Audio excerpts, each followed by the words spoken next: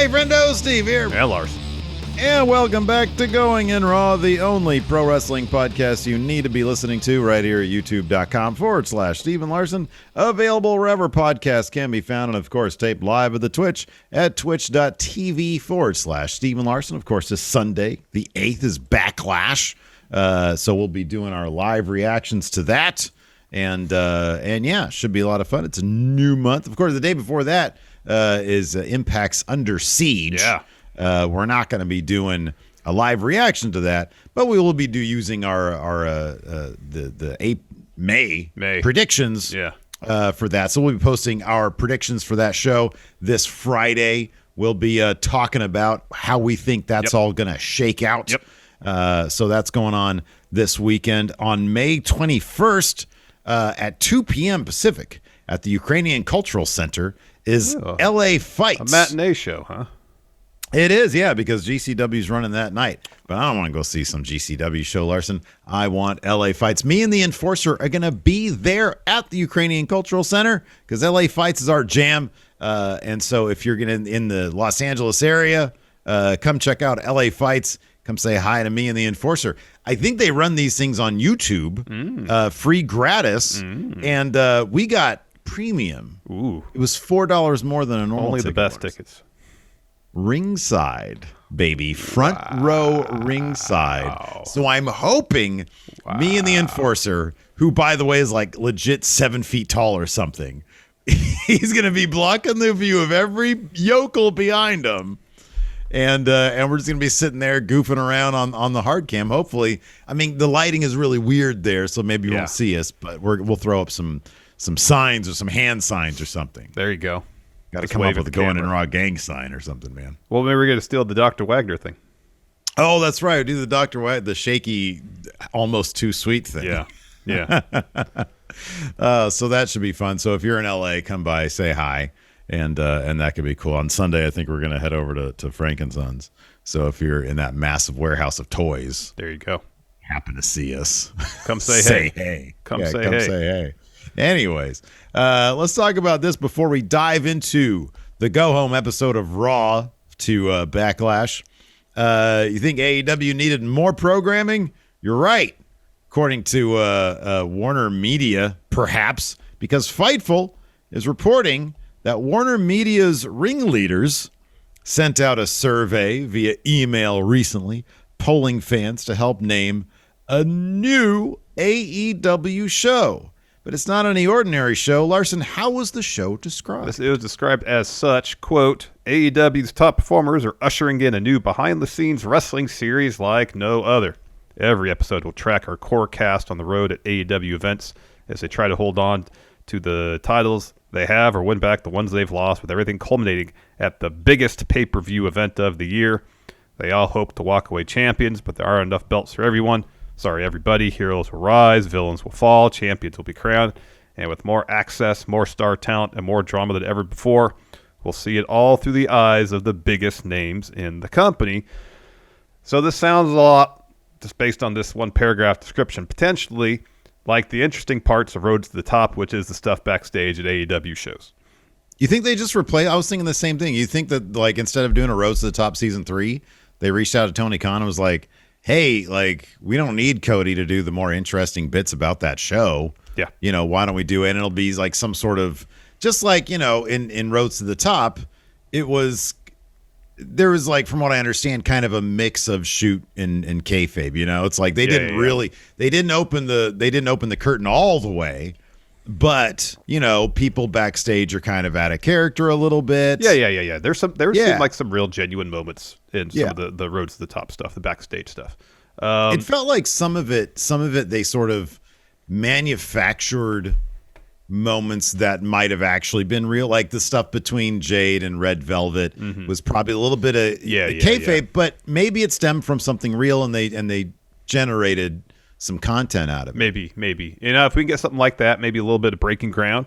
Like, Breaking Ground is still probably the most authentic. Oh, it was awesome, yeah. You know, like pulling back of the curtain that we've seen from a major wrestling company, I feel like, in terms of an episodic show. You know, that just felt like, I understand there were stories playing out on the show, but a lot of the stuff, a lot of the stuff on there felt more or less, as much as a reality TV show can be, genuine. Sure, absolutely. You know? Yeah. So, no, I know it's difficult to like, because you sound like a bit of a sucker if you're like, oh yeah, Survivor, totally real. You know what I mean? Because all that reality show stuff is super fabricated. They have story editors, and that's what they do. They find the stories in the episode and make it tailor stuff towards that. Yes. Yeah, but no, I agree. I think Breaking Ground was as close to a sort of a documentary of a major wrestling promotion, which they do not let you do. I mean, if you want to take away, Wrestling with Shadows, Hitman Hart, which was actually really shocking in the fact that they let those at Vince was cool with a bunch of film cameras. I know. Independent filmmakers run around backstage just capturing whatever they wanted to capture. It happened to be at one of the most contentious times of his company's history, apparently. Yeah, that was still pretty wild. Still nuts. So here are some of the names apparently under consideration for this show, and they're asking people to help them choose. So we'll go bit by bit and bit by bit. Our friends over at Cultaholic, I think just today or recently, released a video called "Pass or Smash." Oh, where yes, you're good, smash, or pass, no, it's not good. And I think Tom did it with like some titles. Yeah, let's do that here. But we can't call it pass or smash because that's what they're doing, Larson. Yeah. What is ours going to be called? Yay or nay? Okay, good. That's good. Well, yeah, that's what it should be. Yay or nay. All right, so first one is AEW Friends and Enemies. Nay. Nay. Hard nay. We're in agreement there. AEW Fight to the Finish. Tentative. I'll give that a nay. I think you could come up with something better. Yeah, indifference for me. AEW to the Mat. That's a nay for me. To the mat. Nay. That sounds like the wrestlers are going to do their laundry, going to the laundry mat. That's what it sounds like to me. AEW to the top. Now, I think the Wait a second. What? Wasn't it Roads to the Top? It was. I know, but here's the thing. At least that name fits what the description of the show is. People it's like trying to get to the top. That's fine. Valerie's family, like Valerie, who is it? Valerie Harper? Yeah. She left her own sitcom named after her, but they kept the sitcom going. Yeah, it was the Hogan family. And Sandy Duncan came on the show. It's like the same thing. They just took Rhodes out of it. I know, but at least it fits what the show's about. So that's a yay for me. What? Doesn't it kind of like the fact that that's in there kind of confirm what we suspect? Yeah. Like this was going to be season 3? Maybe. AEW Road to the Belt. They already have a Road 2 show on YouTube. This is a nay for me. Wait, did they do a season? There's only been one season of Road to the Belt. Oh, okay. So this is going to be season 2 then. Okay, my bad. Yeah. Road to Belt. Nay. Nay. I don't like that. Nay. AEW Breakout. Now, this was like a series about young wrestlers and their efforts to break out. Yay. But if this is about people trying to go for championships, I feel like these people have already broken out, so this is a nay for me. Oh, I'll say, given that the AEW's definition of breakout could include people who have been there for 3 years because of their AEW awards, I like breakout because this could mean, hey, these people are, like they said in the thing, these people are trying to succeed. They're trying to break out of their current status. Fair enough. All right. Sure. Yay for me. Sure, yay. AEW Grit and Glory. It sounds generic. That's a nay for me. It's like marbles in your mouth. Grit and Glory. Yeah, no. I don't like that. No good. Nay. AEW All Access. This makes the most sense. Hey, this is the most boring. It is the most boring. It's the most boring, but it gives you the sense that you're going to see like a genuine look behind the curtain. You got all access to AEW. Number one, Larson, that's a misnomer because you're not going to get a genuine look behind the curtain. But it seems like you might because it says all access. Yay from me. Too literal. Nay from Steve. All right, AEW The Climb. Climb what? Climbing a mountain? Are they doing wall climbing? What is this? What are you doing? Is climbing this trees? K9? No, not K9. Which one's the giant K1? What's the giant mountain? K1, I think. That's K2. That's not K2. Everest. Is it K2? K1, K2, something like that. Whatever. They're not doing that. Next. Nay. AEW On the Ropes. Absolutely not. It makes it sound like the company's going out of business. I was thinking the same thing. AEW Bankruptcy Court. I know. Why would you name the show On the Ropes? It sounds like your show's going out of business. AEW Liquidation Sale. Yeah, I know. Then finally, AEW Uprise. Sounds like a boner. Nay. Yeah, nay. AEW Blue Chew. Yeah, I wouldn't really vote yay on a whole lot of these names. I think it should be Breakout. Breakout's the best one. I'm not really like super into any of them, I'll be honest with you. Oh man, AEW under new management. Let's talk about AEW a little bit more. About a AEW star, I guess, leaving, and it's not Cody Rhodes. Significantly lower on the totem pole, but still interesting to note. Word started going around Twitter yesterday that the Dark Order's Stu Grayson was no longer appearing on the AEW roster page. Dave Meltzer spoke about Grayson's status on the latest Wrestling Observer Radio, saying, quote, he was removed from the roster page, and the story I'm getting is that his contract expired, which is the same as Marco Stunt, Joey Janela, and Jack Evans, whose names were removed from the roster page because their contracts expired. The only word going around was that they failed to come to terms to a new agreement. I don't know if that means they're still talking or if it was one of the decisions made not to renew him. And in a subsequent update, the Wrestling Observer himself has confirmed that Grayson has left AEW. So that's one original member of the Dark Order. Yeah. No longer with the company. The Dark Order is really like Hangman's story really doesn't involve them all that much anymore. Not currently, no. Well, I mean, you could, and that could be part of the story too. And it seems to be that now that Paige has gotten, up to the top. There was that example of him having the match against Cole and Redragon, and he goes up to Dark Order. Dark Order goes up, and they run into each other, and they're like, "Hey, you're going to pick us, right?" He's like, "Oh no, I picked the tag champs. They have beef with Redragon too, so I picked them."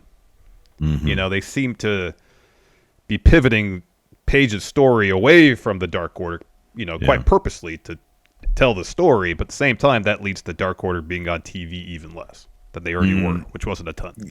Yeah, which wasn't a whole lot. So, I don't know. I always really liked Stu Grayson. I thought that he was actually a guy. I feel like there's a couple of dudes in the Dark Order, and I know 10 is really young, and I don't know. I haven't really watched a 10 match lately, but I feel like Stu is one of those guys who, I feel he was a bit too good for the Dark Order because, they're just a collection of sort of goons, and I feel like he had a really cool look. He was a really fun wrestler.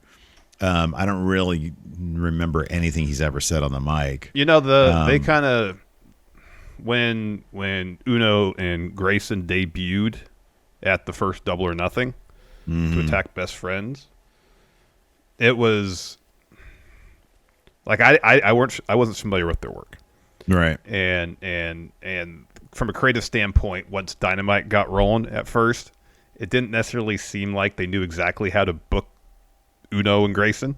Yeah, right. And then they started expanding the ranks of the Dark Order, and then eventually they kind of found what this group was supposed to be, and then from there it was fine. It worked fine. But for a while, it just seemed like creative for Uno and Grayson was all over the place. It kind of set them back. I think they had high hopes for them initially because they're a really fun tag team, but just the creative stumbles I kind of feel like to set them back a bit, and they're still trying to make up a bit from those early days with the company. Dude, if you, in AEW, if you're there in 2019, if you weren't really wildly successful out the gate, then once they started signing up all those other people, I mean, they're not going to be able to compete against a team like the Hardys. You know what I mean? And it's like they just keep on signing all these awesome teams. Their tag division, I mean, you can name 8 tag teams off the top of your head that are stellar. Stellar in AEW, and probably then list 8 more who are really good. And that's before you get to people like Uno and Grayson. You know what I mean? They are just loaded. They really are. The tag division is absolutely loaded. I mean, the tag division is so loaded. You got a team like Santana Ortiz on your roster, and they have yet to be champions. I know. I know. Yeah. So we'll see what happens with him. He's a super talented guy. He is. He really is. And like we've said before, the scene outside WWE is pretty darn loaded as well. There's lots of opportunities out there for people. So who knows? Maybe he'll find something else he enjoys. Let's take a quick break here to get a word from our sponsor, BetterHelp Online Therapy. Steve, life can sometimes feel overwhelming, and it's easy to feel burned out without really realizing it. There have been times where I've felt unmotivated or detached or fatigued and wondered why, then came to the conclusion that maybe I was burned out. Yeah, man. Usually burnout is associated with work, but any of our roles in life can lead to burnout. And BetterHelp Online Therapy wants to remind you to prioritize yourself. Talking to someone can help you figure out what's causing the stress in your life. Yeah, I've been there before. I've been through the process of trying to find a therapist. I could tell you that it's not easy to find the right person to talk to. But BetterHelp is customized online therapy that offers video, phone, and even live chat sessions with your therapist, so you don't have to see anyone on camera if you don't want to. And it's much more affordable than in-person therapy, and you can be matched with a therapist in under 48 hours. So if you're feeling overwhelmed by the stress in your life, give BetterHelp a try. This podcast is sponsored by BetterHelp, and Going In Raw listeners get 10% off their first month at betterhelp.com/raw. That's BETTERHELP.com/raw. And before we get back to the show, let's get a word from our sponsor, Chime. Hey, Larson. Yes, Steve? You know me, man. I don't like to wait for stuff. I don't like waiting for my food to show up. I don't like waiting for our videos to upload. And I really don't like waiting to get paid, especially when I've got bills due, man. Yeah, you're pretty impatient, aren't you? Yup. Yep. So, yeah, I agree. Waiting is no fun. But I've got good news, Steve. With Chime, you can get your paycheck up to 2 days early with direct deposit. That's 2 more days to save or pay bills. While getting paid early is wonderful. Yeah, it's great. There's a lot more to Chime. It's also an award-winning mobile app, checking account, debit card. And Chime even offers an optional savings account. Wow. So what are you waiting for? Hopefully not your paycheck. Get started with Chime today. Applying for a free account takes less than 2 minutes and does not affect your credit score. Get started at chime.com/raw. That's chime.com/raw. Banking services and debit card provided by Bancorp Bank or Stride Bank, N.A. members FDIC. Early access to direct deposit funds depends on payer. Let's talk about Raw, man. We got Backlash coming up. No more real, they just added, I guess, a little bit more heat to the whole 6-man tag match at Backlash. It's probably going to main event, possibly. When I say heat, I just mean they sort of did the same thing over Well, they had the again. brawl, and people like seeing brawls, and they have the refs and the producers break up the brawl because these guys just want to beat the hell out of each other. I really liked how Roman was like, "Hey, acknowledge me," and then the two dudes the Usos get hit with the RKO's, and then Drew comes in. It made Drew look great. Yeah. And it made them look pretty awesome. It's just, like we illustrated, I took the little clip of us talking about title unification. I put it over there at Friendo Club TV, so go check that out if you missed the show yesterday. But yeah, I still wish it's weird they could have done this any number of ways besides the way they did it, in terms of making it feel a lot less like somebody just changed their mind. I know. I know. What if Drew came in and said, hey, why don't we make this 6-man winner take all? I know. And then you have, it's like, whoa, you're upping the stakes. And if I guess the plan was for the Usos ultimately to unify the titles, you could still do that, and you still get what you want. Yeah. I wonder if part of it too is that they set up this title unification thing, but they didn't really know what they wanted to do with it. Yeah, it just feels like they changed their mind. Did they want the Usos to win, unify the belts? Do they want RK Bro to do it? Do they even want it to happen at all? I think they originally did, and then they didn't. I think it kind of feels like that, right? Yeah. Yeah. Because I think it was Roman. It was Roman that was pushing the Usos to do it. At least on that one promo on SmackDown. Mm-hmm. That started the whole thing. Hey, I got all the belts. Now you guys go get all the belts. So go do it. And then they were essentially sent to Raw to make it happen. It would be. And I we talked about it yesterday a lot, and the people in chat, kind of threw out their theories about why Roman would be motivated to tear up the contract. Yeah. But it just seems like there's a story beat missing. Right. The story beat is, and people have mentioned this, and it's all kind of there. Mm-hmm. It's like they kept on losing. They look like idiots to RK Bro. Why wouldn't Roman have been like, hey, you guys keep on looking like idiots, and he takes the contract in front of the Usos and rips it up, And then it's like, okay, wow, that's not happening now. Or the alternative to that is Roman says, all right, you guys have squandered your opportunities to show that you're the best. Now I need to step in and actually get involved and help you make it happen. Mm-hmm. Yeah. Yeah. You know? So I'm kind of surprised we didn't get a little bit more of that. But it does kind of feel like, I don't know, man. I don't want to just sort of recklessly be throwing stuff out. We had heard for a long time that Paul Heyman was pretty involved in the Roman Reigns stuff. I get the feeling that Roman Reigns has the kind of stroke these days that he can have a little bit of say as well. Oh, yeah. And it does seem like they had a plan in place, or them and Vince and Bruce all had a plan in place, and then somebody got cold feet on that plan and decided to pull out of the title unification. And kind of the only person who can do that is Vince McMahon. And yeah, I don't know. I don't know if this means that Roman is going to end up losing, his Raw title due to, Well, here's something else to discuss. So, of course, WWE has the huge stadium show in Wales Labor Day weekend. But they want to have Drew McIntyre either entering that show or leaving that show as champion. That'd be nuts. The pop would be nuts. I know. But here's the thing. If they make this match winner take all, you have Orton pin Jimmy Uso. Yeah. And it happens. You have Drew with the belt. He can carry it to the summer. Like it's there. You could do that. Roman doesn't take the loss. It could add some dimension to the story within the bloodline, which is still fun, but it seems to be kind of just, I don't know. I want to say spinning its wheels because it's not. There's still dimension to Roman because he's a really great performer. The Usos have been good. But there's not the intrigue with the bloodline story that there was several months back. Yeah. You need some tension within the group, some real tension. Yeah, right. And having Jimmy or Jay costing Roman his titles would definitely bring a ton of tension. And you have the summer to tell the story. You have Drew walk into the show in Wales with the title. And then if you want to put the belt back on Roman leading into WrestleMania season, you just do it. Yeah. Yeah. Man, I don't know. I think that, let's see, when's the Castle thing is in September, right? Yeah, it's Labor Day weekend. Yeah, it's going to be, I kind of wonder now that they've booked that if they're like, maybe they were thinking Tyson Fury and maybe they can't get Tyson Fury and they're like, okay, well, what else can we do?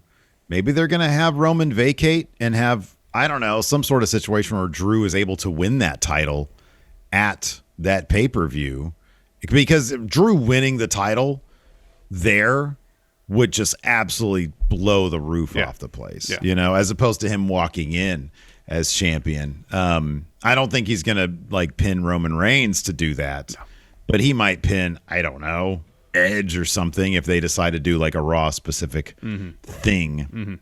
Just a thought that I'm throwing out there. I don't know what's going to happen. And here's the thing. It's oftentimes their story decisions make us question, okay, what's going on backstage? And I feel like, and I think you're with me on this, they can change story plans. If Vince wakes up one day and says, I don't want unification, you can do that. You just got to be a bit more savvy and less transparent about it just happening. You know, you can't. It's difficult for viewers to follow along. We take such sharp turns. Right. Exactly. That seem. Got to ease into that a little. Yeah, you got to ease into it. Set up the turns. You do that, fine, cool. I mean, I think we all appreciate some good twists and turns in a story. Oh, absolutely, yeah. And if it's motivated, it makes sense and it's logical, and they're set up and there's follow through, then it's fine. But like we said with this, it just seems like there's a story beat missing. Yeah. This is going to be on the thumbnail. Bullet Club in WWE. I mean, is the fact that we got a too sweet was pretty cool. I did have a smile. Even I saw it come in and I'd seen it on social before I actually watched it. It's always a nice moment because we haven't really got AJ and Finn. No, we haven't all at all. That much. We had that one match and that was it. We had one backstage segment where he threw up a too sweet or they threw up one and he just walked away. I don't know what it was. But there has not been a whole lot of interaction between the first two leaders of Bullet Club, Finn Balor and AJ Styles. Yeah. And it was kind of nice to see stories. And number one, this story goes back months where they get to collide and be on the same page. Kind of cool to see that last night, man. It was. And, that's something that we were speculating about whether it would happen.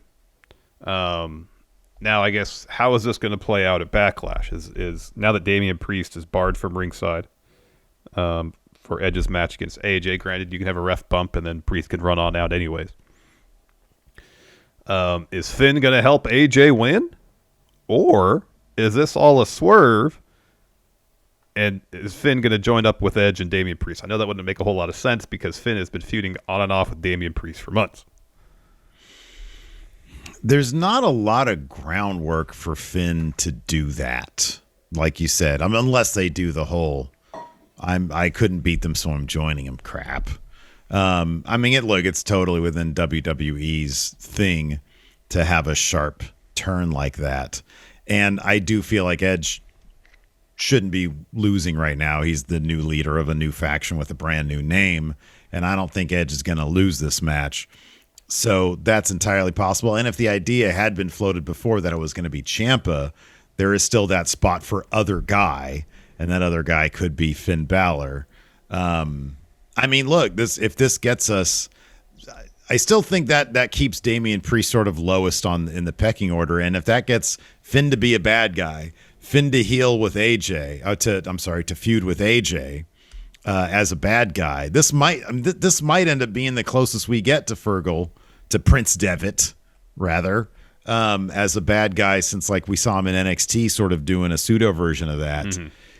I'm not necessarily against it. It's just these Edge promos are so damn goofy, man. Yeah, they're not good. And these Edge promos are goofy as week fuck. After week, he's kind of distancing himself from. I wasn't exactly into it, but if you take the macro view, the more interesting aspect of this new persona, he's going out there saying, like, hey, I'm setting my mountain of essentially he's taking the long road to say that I'm better than you. Mm-hmm, the mountain of omnipotence. Flexing his vocabulary, all that kind of stuff. Now he's just talking trash about local fans, talking trash about their sports teams. It's just like the laziest heel promo work there is.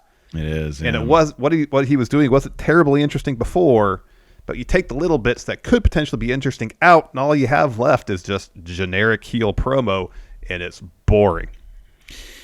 The presentation is all there too. That's what's kind of bums me out about it, is that Edge knows how to be a bad guy. Yeah. Oh yeah, we've seen it before. Yeah. The presentation is really good. I enjoy I think the moving throne is goofy as fuck. It is. But otherwise, like, the new song is cool. The purple new lights are fine. Yeah. The purple lights are fine. I think those are pretty cool. They add some atmosphere. And then even last night during the match, Edge's character work I thought was really cool. It's just when he gets on the mic, I just fall asleep, and it's not a good thing. No, it certainly doesn't help that he's constantly in a position where he repeats himself every week. But maybe, I mean, dude, look, if long term, if this ends up being Finn a bad guy with Edge, and then maybe a turn of some sort, Finn becomes too much of a bad guy for even Edge, or Edge turns on Finn in some way. I don't know how they could do it, but long term speaking, this could lead to a cool Finn versus Edge WrestleMania match, maybe 8 months down the line. Now, here's the thing too to consider. So when Edge came back, 11 months. That first year or so up until his return to the Royal Rumble and winning the Royal Rumble, of course, he had that backstage segment with Damian Priest after he came back. After he won the Rumble, he went to NXT and teased Finn as a potential opponent at WrestleMania. Is it possible that all these people that he's had interactions with backstage were laying the groundwork for what this faction would eventually become? I mean, that could be. They did the same with Damian Priest, like he had approached him ages ago. Yeah, when he first came back, Right, yeah. I'm just trying to do something here in chat. It says commentary was heavily saying Finn was feeling lost after losing his U.S. title during his match with Priest. I mean, that, right there is basically the same thing Priest said about his motivation. So, yeah, man, it seems like that might be the situation here. Entirely possible.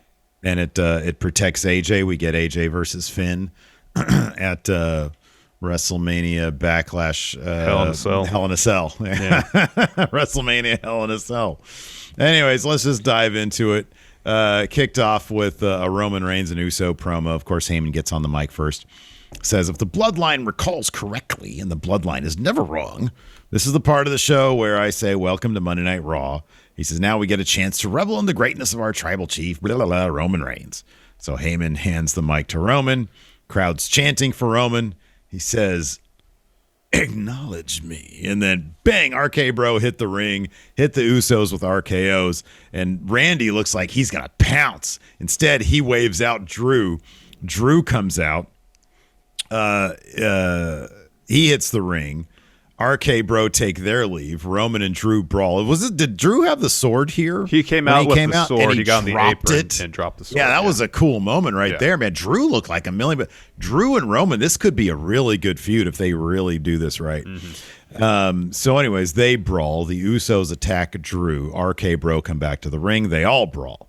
And then the refs and producers come out to break it up. Yep. We go to commercial. We come back. And earlier in the day, Ezekiel walks up to the Street Profits. He introduces themselves. And Ford says, hey, we know who you are. You're Ezekiel. You're Elias's younger brother. Ford hands him a solo cup. They cheers, take a drink. Alpha Academy steps in and says, how pathetic. Drinking on the job. And then Kevin Owens steps in and says, yeah, it is pathetic. Almost as pathetic as lies. You're not Ezekiel. You're Elias.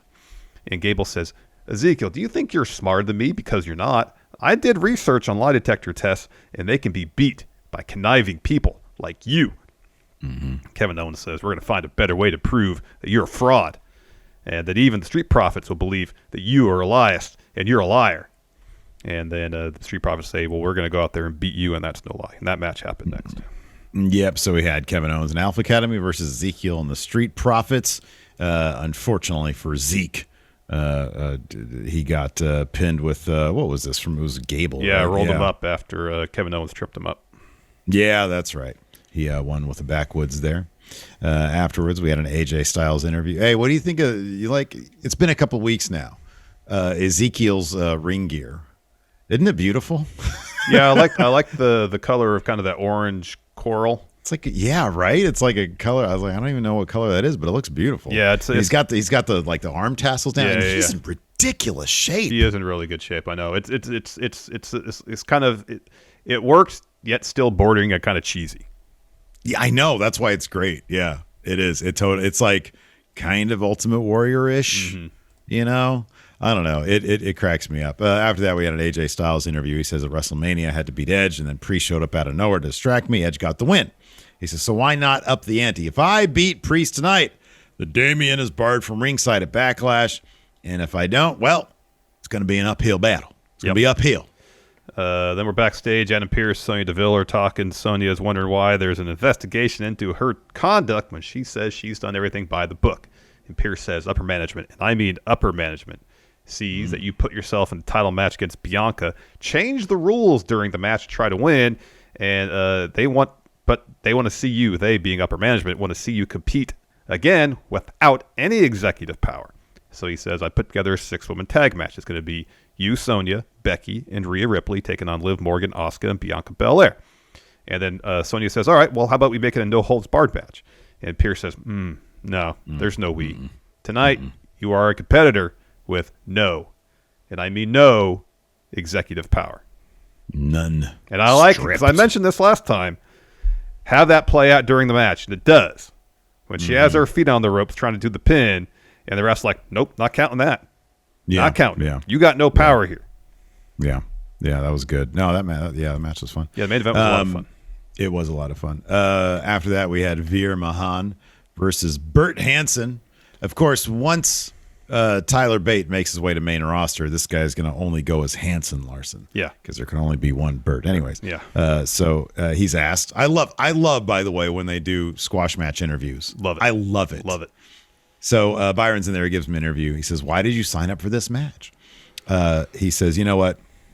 Veer scares the daylights out of me, but I signed up for this match because all my life I've wanted to compete on Raw in my hometown of Greensboro, North Carolina. He says, for years I worked down the street at Stevie's Barbecue, dreaming of this moment right here, and tonight I'm making my dreams come true.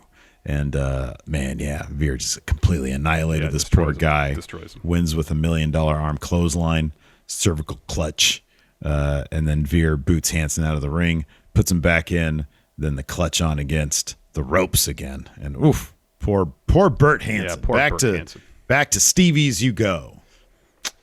All right, then we had Damian Priest versus AJ Styles. Before we got match, we got Edge promo. It's a lot of the same nonsense. Talking crap about the fans, talking crap about their sports teams, talking about how great they are, how the fans don't like him anymore, but they don't like him because they don't like themselves. And at the end, he's interrupted by AJ's entrance. Match happens. Like, the match was really good between AJ and Priest. Yeah, the match was really good. It was really good. Yeah. In the end, so Priest is going for his finish. AJ escapes that. Priest hits the bell clap, looking for a ripcord kick. AJ ducks it. He's about to lock on a calf crusher, but then Edge gets on the apron trying to distract AJ. AJ runs after him. Edge gets off the apron. AJ turns around. Damian Priest goes for a boot. AJ evades that, and then he rolls up Damian Priest to get the win. Edge gets in there right afterwards, starts attacking AJ. Priest hits him with his finish. And Edge says, go after his arm. So Priest stays in the ring. Edge brings a pair of chairs in there. They're setting up for a concerto. Finn comes out to make the save. He and AJ clear the ring. They throw up some two sweets. Yeah, man. No. Apparently, according to somebody, apparently today is the Bullet Club birthday. Yeah. It was May 3rd. Yep. Pretty neat. Anyways, and look at the state of Bullet Club now, Larson. You got Slim Pickens, or Easy Pickens as your tag team champions. You got... hey, man, they're doing something with him at least. Juice Robinson's in Bullet Club. Hey, now. man, Jay White's back. Nay. Pass. Wow. I do like Jay White, though. He's great. After that, we had Amos and MVP chatting backstage. Cedric Alexander steps in. MVP's like, what do you want? Cedric's like, look, man, remember back when we're all champs in the Hurt Business. He says, but if it wasn't for Shelton and Bobby's egos, we'd still be running Raw. MVP says, you know what? I'm proud you finally see the larger picture, and I appreciate that that you can admit that. He says, but I have no interest in reviving the Hurt Business. I've moved on. Now, excuse me, I need to talk to Amos about how I'm going to about how he's going to rip apart Bobby. And Cedric says, look, man, it's just me. Shelton's not here. I want to show you what I can do by myself. So I got myself a match tonight against Lashley, and MVP tells, okay, Cedric, go handle your business. I guarantee you, very least, we're going to be watching. Yep. Then we got Miz TV with guest Mustafa Ali. Again, these things just go too long. I know, dude. they really do. They go way too long. Like, the show had a good pace until Miz TV it did. happened. It just kills and it even short. Ali comes out, and he's doing great work on the mic. It just and I understand the idea of having technical mishaps happen during the show because, hey, it's not cool being interrupted, you know? Yeah. I get that, but at the same time, it slows down the pace of what they're trying to do. It's just irritating as opposed to generating any sort of like, oh, man, I want to see this guy get beat up. So, yeah. Miz TV. So, Ali comes out to the ring. That's his guest. And Miz says, the audience is happy to see you here. I'm happy to see you. Have a seat. And then his mic isn't working. He's like, oh, that's unprofessional. Speaking of unprofessional, you interrupted my conversation with Theory. He's like, who did that? He says, if you did that because you've never been a champ or because the WWE Universe forgot about you, he says, maybe you shouldn't be going on Twitter and complaining. And then Ali finally snatches the mic from Miz, says, the only thing we have to complain about, me and the WWE Universe, is that you still work here. He says, the difference between us is that when you feel like your voice is unheard, you go backstage and you whine to the powers that be. When I feel unheard, I go to all these people because they're the only ones that matter. Good guys, bad guys. Yeah. So Miz snatches the mic back from him, but it's the broken mic, and Miz gets it to start working. I guess he's paid off the audio people or whatever. And he says, you're going to live to regret stealing my mic. He says, and Ali's like, okay, well, if you want to do something about it, let's do something right now. That brings out Theory. Mm-hmm. He says, I'm sorry to interrupt. I had something to say. He says, unlike Ali, I actually have something to say to that these people want to hear. He says, the last week's been bothering me. The Miz had a match they didn't have time for. Anyways, they go back and forth about Ali's motivations about wanting the U.S. title. Theory says you can have a championship contender match, but it's going to be a handicap against me and Miz. Yeah. All right. Thank you for doing the abridged. I know. I should have taken the short route on that in the first place, but I was trying to. Yeah, no, I shouldn't take such copious notes, but at least it's all there. So if you want to try to shorten it, we can. Anyway, so then we had Ali taking on the Miz and Austin Theory, and he was trying his best to fend off both of them. At one point, he hits a slingshot neck breaker on the Miz. Theory runs in to break up the pin. He throws Ali out of the ring. So then Ali pulls Theory to the floor, then boots him from the apron. And as he's trying to get back in the ring, Miz sneaks up from behind him, hits the skull-crushing finale to get the win. So Miz, in theory, leave the ring. Ciampa gets in it and just attacks Ali from behind. Doesn't say anything, just stands over him again. Yeah. So at least there's apparently a report that Ciampa worked a main event match against Apollo Crews, but Ciampa was working face. So who knows what that means? Yeah, who knows? It probably when I read that, I was happy to see him on TV as a bad guy still. So yeah, I mean, it could just mean they're not sure what route they're going to take with him creatively. Entirely sure what. Yeah, I was worried. I was like, why is Ali out here not talking about him getting attacked by Ciampa? I know. So if they stop doing it, and they just won't have to mention it again. Exactly. So there was a bunch of 24/7 stuff showed earlier in the day. Reggie and Dana were arguing. They walk up to Truth. Cesaro and Tamina are there. Dana saying R-Truth owes her an apology for trying to pin her. He was like, no, I'm sorry. It was a test, but I want my baby back. I feel empty. Tamina says, I want it too. She's like, Cesaro, you should be helping me. And then out of all that nonsense, Nikki ASH comes over, hits Dana with a crossbody. Everybody sort of topples over because of that, and then pins her to win the 24/7 title. Nikki ASH runs off with that belt. Dana tells Reggie, if you want to save the marriage, you need to get me a 24/7 match tonight. So that was earlier in the day. Fast forward to now, and Dana Brooke versus Nikki ASH happens. Yep. And for being a former Raw Women's Champion, Dana Brooke made easy work out of Nikki ASH. Yeah. So Dana hits a handspring back elbow, follows with like a flipping neck breaker to get the win. As soon as the bell rings, Tozawa is in there. He tries to roll up Dana for the 24/7 title. Truth pulls Tozawa off. And then R-Truth covers Dana. Tamina pulls him off. That allows Dana to escape. And as soon as he gets to the floor, pretty much Reggie tries to roll her up. She kicks out, slaps him, goes over to the commentary table, grabs a mic, and stands atop the announce table and says, Reggie, I want a divorce. Yeah. After that, we had a Becky Lynch interview. She says, she asked Kevin, the interviewer, says, do you know what kind of bravery it took for me to go out there, tell the world that I had hit rock bottom after losing my title, my world, my identity, only to have Asuka, the woman who I handed the title to, disrespect me when I was at my lowest point.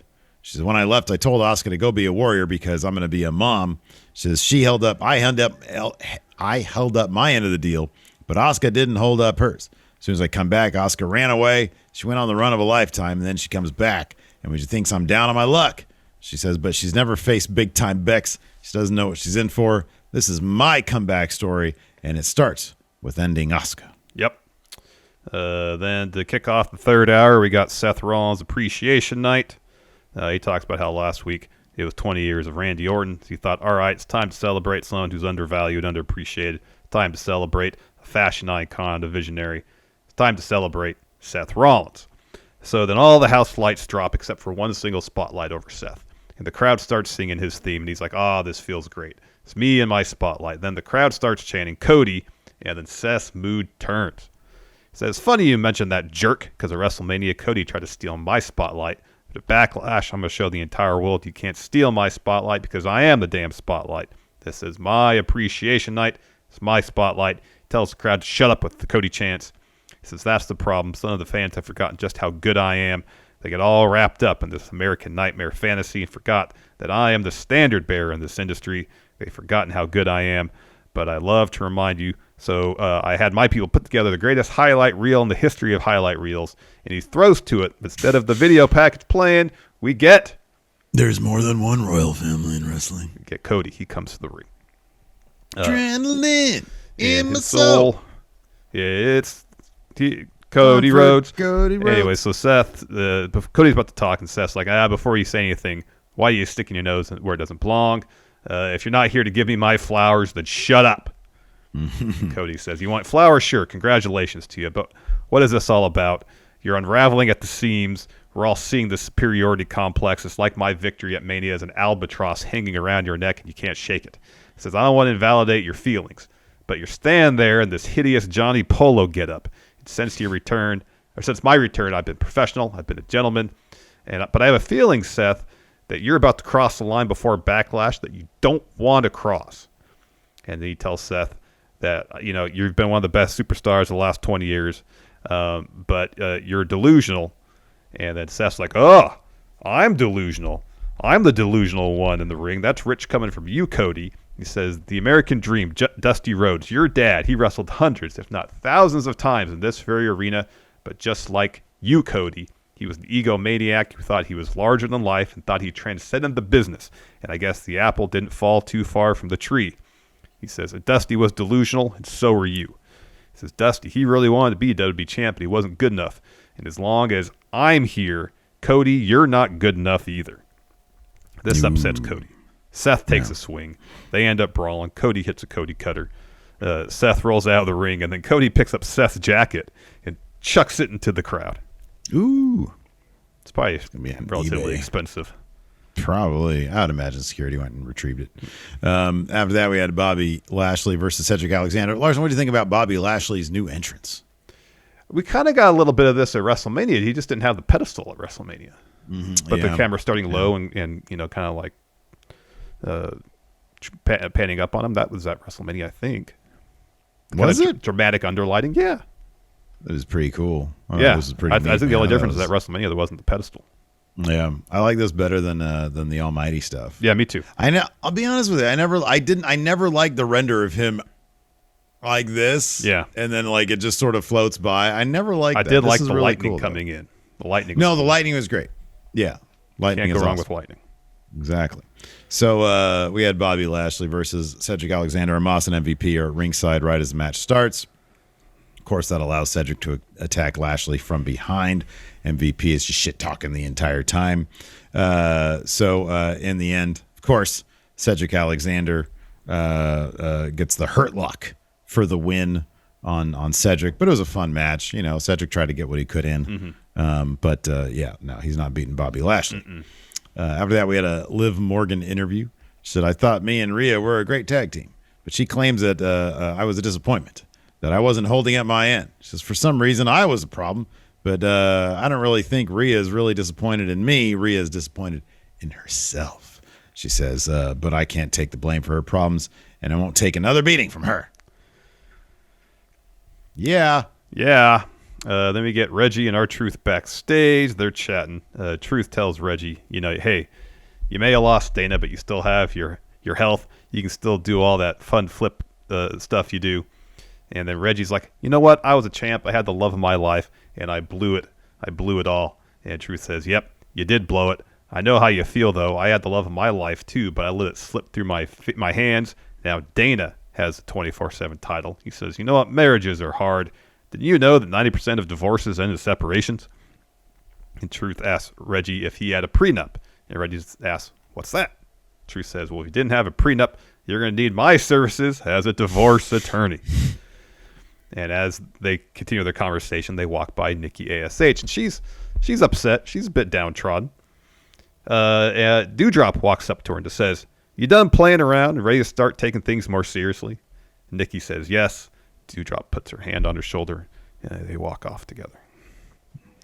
So I guess no more Nikki ASH, it seems like. I hope. That was my takeaway. I hope.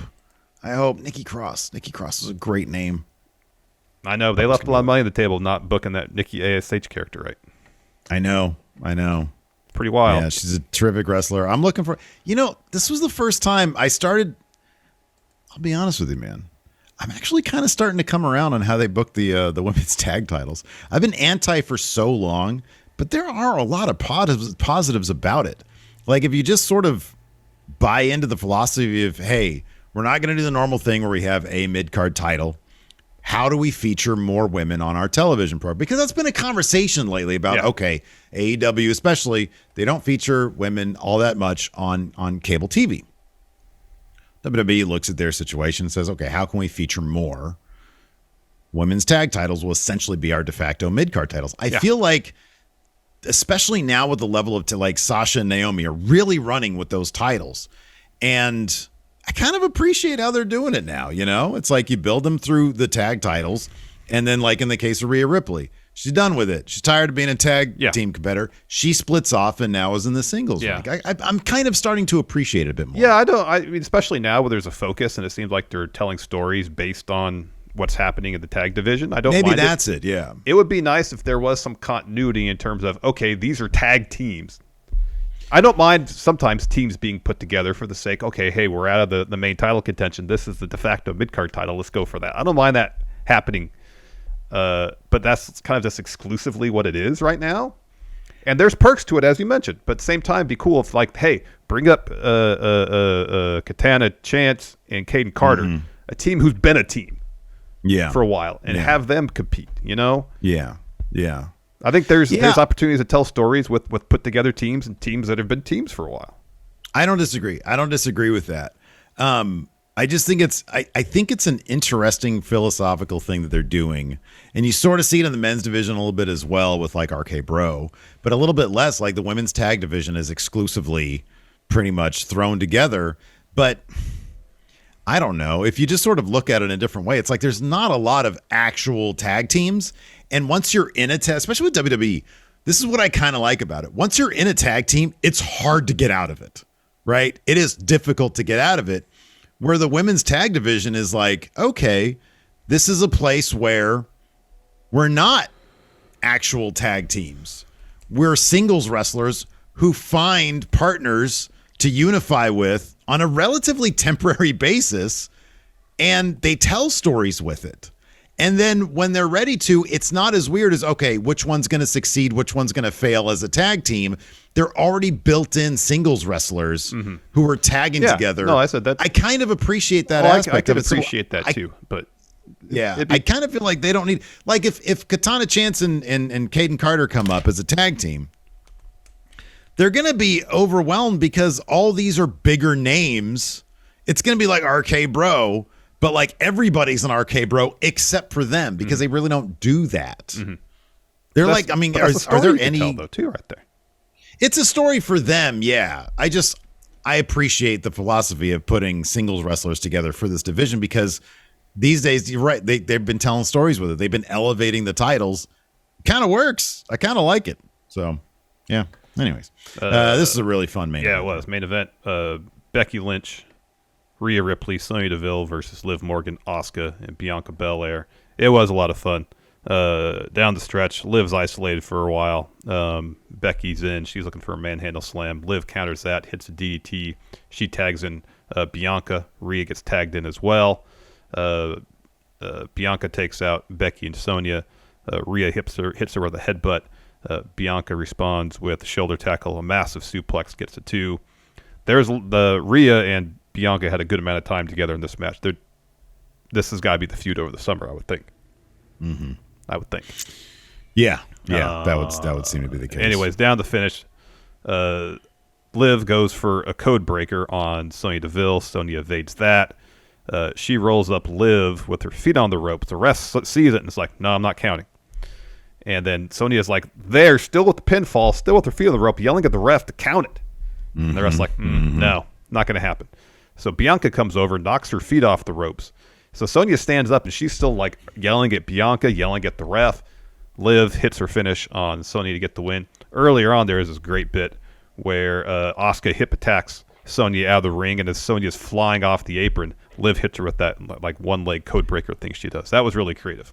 This match was a necessity for Liv. It was because now you're going to have Liv and Sonya splitting off, and that's going to be a good feud. It's going to do a lot for Liv because Sonya is good, like just complete. Sonya has everything. But yeah, that bit off the apron, the code breaker was really awesome, really creative. And then all this talent here, and Liv gets the win. That's awesome for her. And that I love that the moment was custom made for her finish. How she comes in off the ropes and hits it. I thought it was very, very good. Just wrestling, storytelling, wrestling booking, whatever. Yeah. Very clever finish there. I liked it a lot. It was. You want to answer a few questions? Yeah. Let's answer a few questions. I got to throw it up here on the Patreon, patreon.com/Stephen Larson. A little bit later on today at 3:30 Pacific, 6:30 Eastern, we've got our bonus episode of Overrun today, exclusive to patrons, Twitch channel subs, and YouTube channel members. Indeed. Take a look here at the Raw thread. Oh, got a couple questions here. Oh, man. Here we go. Alex Foster Larson, if you were recruited into Judgment Day, What suggestions would you give Edge on how you guys should operate? I'd say don't talk crap about sports teams. I'd say, hey, what you're doing here isn't terribly interesting. But wow. The one aspect of what you're doing that could be interesting is using the flexing your vocabulary, talking about, looking down on everybody. Focus on that. Don't talk crap about people eating cheeseburgers, because hamburgers are delicious. Well, he's a heel, though. That'd be his counterpoint. It's pedestrian. It's pedestrian for a man seemingly who is concerned with much larger things. Don't talk trash about cheeseburgers or hamburgers. Don't talk trash about sports team. It seems too pedestrian based on what your philosophy is. All right. How about this then? Mike, I'm playing Edge right now. That's okay. Thank you for the suggestion. How about this? I'm going to make fun of people for eating candy bars and cakes. It's the same thing as cheeseburgers. And sugar desserts. No, don't do that. It's too pedestrian. Okay. How about this? I'm going to run down people because their towns are crap. Again, too pedestrian. Not their sports teams. Their towns are crap. A bit pedestrian, unless you can find a real creative angle with like how Daniel Bryan did it when he was the Earth champion, where he got the city of Fresno to cheer for being like the second most polluted city in California or something like that. But the rolling throne is great, right? Put an actual motor in it, then maybe. Want to go to Walmart and do some grocery shopping with my motorized throne? Well, I'm not going to be pulling it. No. Put some casters on it, then you can just do it like Fred Flintstone. No, I want a Jetsons car. Let's see here. Mayor of Planet Houston says, what sort of lengths do you think WWE is willing to go through to make Theory top guy? I mean, they're going to put him in positions where he can get wins over substantial competitors. I think they're going to heal him up as much as possible and then turn him. Yeah. He'll beat Cena as a heel if they can get Cena at SummerSlam. Yeah. But then by WrestleMania, he'll have turned. This is a good question. Sinister Seal, do you think the Drew Gulak stuff on SmackDown will lead to him being a special guest ref? What if he's the ref assigned to the I Quit match? I was thinking that. Yeah, somebody in chat the other day said he's totally going to screw over Charlotte. Mm-hmm. He's going to, Mm-hmm. And I don't know what that's like, how that's going to look. Like, I have a hard time thinking Charlotte's actually going to say I quit. I know. So maybe they can do something clever there. I don't know. But yeah, I kind of feel like that's going to be his next. That's going to be his next job. Pierce is going to say, and here's your special guest referee. He's interning now, Drew Gulak. Mm-hmm. Then it would be hilarious if they just kept him as a ref. I know. That would be amazing. White Brownie says, let's say AJ and Finn do form a tag team to get even the odds against Judgment Day, but then Edge gets the third man. Who would be the perfect third man for Styles and Finn's team? Adrenaline in his soul. Yeah, he was Bullet Club, yeah. He was barely Bullet Club. Speaking of Bullet Club, June asks, when do you think was the correct time for WWE to do a Bullet Club offshoot? I don't know, like 5 years ago. When Gallows and Anderson came in. Yeah. When Gallows and Anderson came in, that should have been to even the odds against AJ and Finn. Yeah. I have no idea if Finn was even on main roster. No, he wasn't. It wasn't until that summer he got called up. When did they? Oh, okay. They came in early 2016? I think okay. So, yeah. All right. Yeah, it would have been all that right there. Because the whole time in the AJ's feud with Cena it was the three of them. It was AJ and Gallows and Anderson. Beat up John Cena. Yeah. Yeah. Let's see here. Cornbread Haas with Backlash being in the Dunkin' Donuts Center. What is your go-to Dunkin' Donuts order? If you don't like Dunkin', your go-to order from any donut place. Oh, I get the chocolate old fashioned. That's my go-to donut. I like so I have my coffee, and then I like picking off, you know how the old fashioned has like the little offshoot things? Yeah. I like picking those off first and eating those as individual little donut bites. Little mini donuts, yes. And then I have like a little skinny donut ring left, and then I just sort of pick at that. So I'm hungry for that. I want that right now. I'll get the large cinnamon rolls. Mm-hmm. They have the clear glaze on it. I'll get one of those, and I'll get an apple fritter. And I don't eat both of them. I usually eat about half of each. Yeah, I know. You sent me that weird picture. Well, we Brundlefly donut. It was my oldest birthday over the weekend, and she wanted donuts. So I went and got donuts, and I cut the fritter and the cinnamon roll in quarters in case anybody else wanted some. Mm-hmm, yeah. And then usually they'll want their quarter, and then I'll eat the rest. That's why it looked that way. But eating 2 whole donuts that size. Gosh, I'm gonna feel like garbage the rest of the day. Oh yeah, I can't do that. I've been pretty good on cutting down on my bad food intake. So I'm good for like a donut every 2 weeks. Yeah. I don't really have donuts very often. Yeah. Let's see here.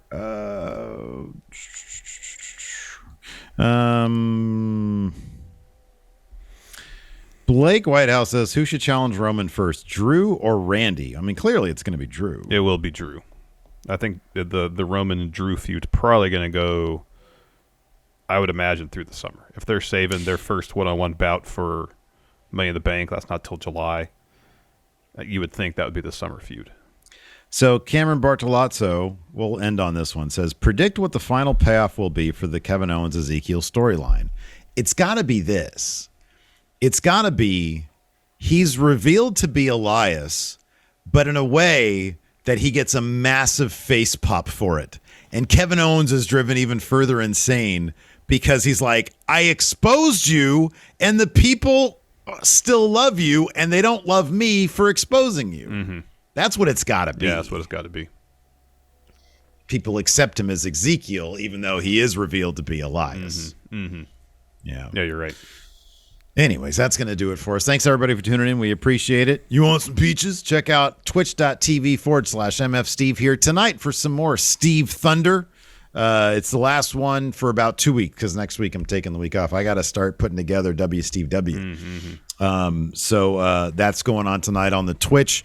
Again, in about 2 hours from now, live for the Twitch people. We're going to be doing our bonus episode. So what are we going to do that on today? Oh, I don't know. 10 things that should happen at Backlash. Oh, yeah. And then we've got like a bunch of normal questions for people good. too. So yeah, so it'll be question heavy episode. Cool. Anyways, that's going to do it for us. Thanks so much for tuning in. We appreciate it. Give us a rating, review, or a comment if you're listening to us in the audio realm. And please drop us a 5-star rating because that'd be kind of cool too. That'd be great. Till next time, we'll talk to you later. Goodbye.